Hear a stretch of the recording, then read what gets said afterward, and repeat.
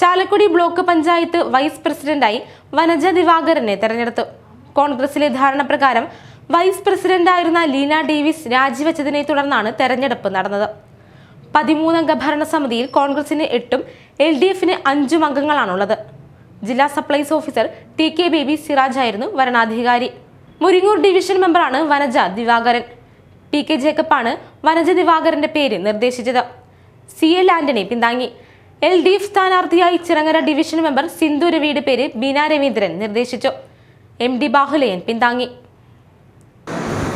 Chalakudy block പഞ്ചായത്തിലെ അംഗമായി തിരഞ്ഞെടുക്കപ്പെട്ട വനജ ദിവാകരൻ എന്ന ഞാൻ നിയമാനുസരണം നടപ്പാക്കിയ ഇന്ത്യൻ ഭരണഘടനയോട് യഥാർത്ഥമായ വിശ്വാസവും കൂറും പുലർത്തുമെന്നും ഇന്ത്യയുടെ പരമാധികാരവും അഖണ്ഡതയും നിലനിർത്തുമെന്നും ഭയാശങ്ക കൂടാതെയും മമതയോ വിദ്വേഷമോ കൂടാതെയും ഞാൻ എൻ്റെ ഔദ്യോഗിക കൃത്യങ്ങൾ യഥാവിധിയായും വിശ്വസ്തയോടും എൻ്റെ പരമാവധി കഴിവ് പ്രയോജനപ്പെടുത്തിയും നിർവഹിക്കുമെന്ന് ഈശ്വരനാമത്തിൽ സത്യപ്രതിജ്ഞ.